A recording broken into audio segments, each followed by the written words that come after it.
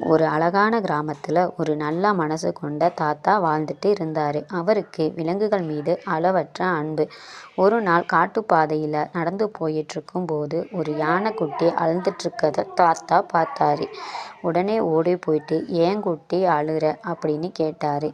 யானைக்குட்டி, "வழி தவறி வந்துட்டேன், அம்மாவை தவற விட்டுட்டேன்" அப்படின்னு சொன்னுச்சு.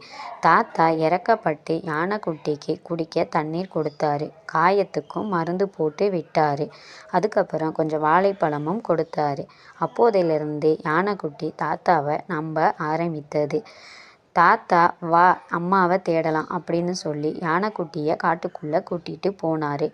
கொஞ்ச நேரம் அவங்க பெரிய யானைய தேடுனாங்க. அதுக்கப்புறம் அங்க ஒரு பெரிய யானை வந்தது. அதுதான் குட்டி யானையோட அம்மா. குட்டி யானை அம்மாவுடன் ஓடிப்போச்சு. அப்போ தாய் யானை தாத்தாவுக்கு நன்றி சொல்ற விதமா தன்னோட தும்சாங்கைய உயர்த்தி நன்றிய சொல்லியது. தாத்தா சிரிச்சுக்கிட்டே சொன்னாரு, "அன்பு காட்டுனா எல்லோரும் நம்ம நண்பர்கள் தான்" அப்படின்னு சொன்னாரு.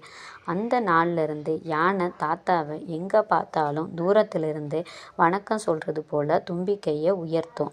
இந்த கதையிலிருந்து புரியுறது என்னன்னா, அன்பும் உதவியும் செஞ்சா இந்த உலகம் நம்ம நினைவில் வைத்துக்கொள்ளும்.